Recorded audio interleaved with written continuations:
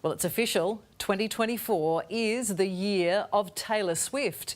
This week, she's been crowned Spotify's most streamed artist, and that's merely a footnote in her record-smashing year. Tomorrow, she ends her Eras tour, which has had double the ticket sales of the next biggest-selling tour in history. And it leaves Tay-Tay fans wondering what possibly could be next. Are you ready for it? For Aussie Swiftie Cherie, it was the time of her life. She came out on stage and I had tears in my eyes straight away. It was touching. I think I'll never forget it. I think it's the best concert I've ever been to in my life. Toronto turning it on for the second last leg of the Eras tour. Every bar we went to had a special Taylor Swift cocktail. There were bracelets all over the city. It's the end of an era. Taylor Swift's The Eras tour. Taylor, Tay-Tay, is hanging up the sparkly boots, the outfits, the bracelets, the lyrics, the joy. Now we mourn and we remember what made it so great. Taylor will perform her final show of the tour in Vancouver, ending her near 2-year trek around the world. 8 colour-coded acoustic guitars, 15 eye-catching microphones, 16 costume changes. 10.1 million fans paid $3 billion to attend 152 shows in 51 cities spanning 5 continents. As the curtain closes on the record-smashing tour, USA Today Taylor Swift's special correspondent Brian West is becoming sentimental. As you start approaching the end, you do start to feel a little bit sad, realizing this was an incredibly unique chapter and it's all wrapping up.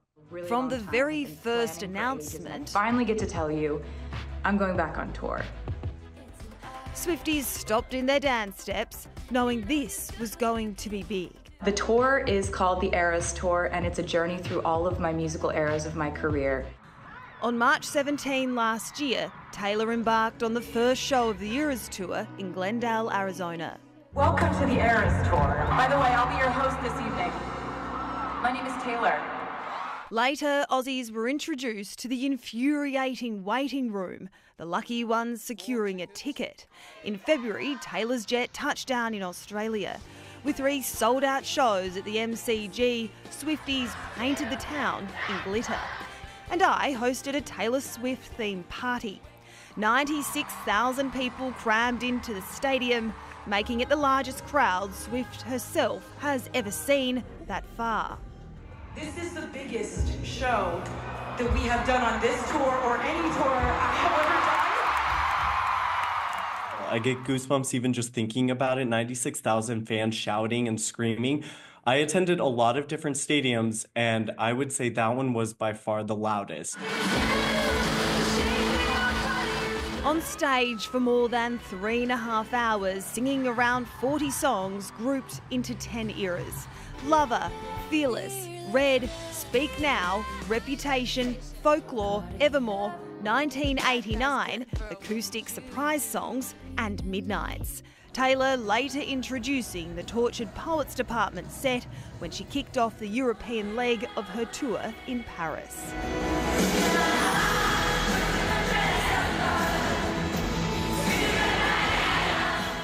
Friendship bracelets were swapped and costumes were out in force. Then 4 more shows in the Harbour City, the hottest ticket in town. Phillip Heads from Venues New South Wales, suddenly extremely popular.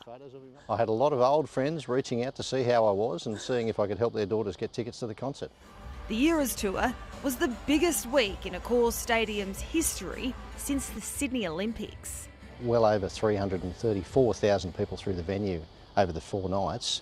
Had we been able to meet the ticketing demand, that number would have been in the millions. We know that it was incredible inside, but what was it like to be outside during that time? So it's pretty traditional around her concerts that the people who can't get tickets or aren't lucky enough to get tickets do come and listen. That's called tailgating. For some without a ticket, the experience was painful and heartbreaking. The last time I was here, the stands were full of roaring fans, dressed in their favourite eras, screaming lyrics. So when will Taylor return? What's next? A wedding, perhaps? Boyfriend Travis Kelce sent fans into a frenzy when he joined Swift on stage during her London show in June. Kelce spotted at many shows along the tour. Mama is the guy on the cheese.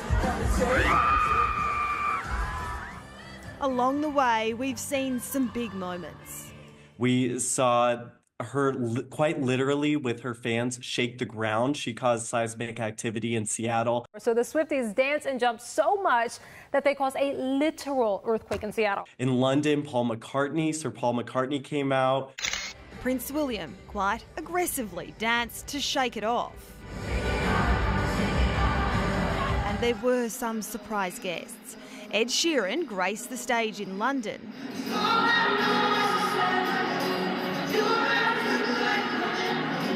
Florence Welch helped sing Florida in Florida.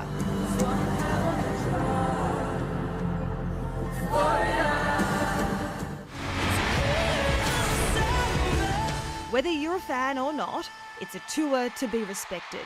And now Swifties are just left to guess what Taylor has in store for her final concert. Taylor loves to end things with an exclamation point. So I'm curious, will it just be maybe a surprise announcement? Will there be surprise guests? Will she add back a song? I'm really excited though to see what happens on the final weekend. We'll leave that to the mastermind.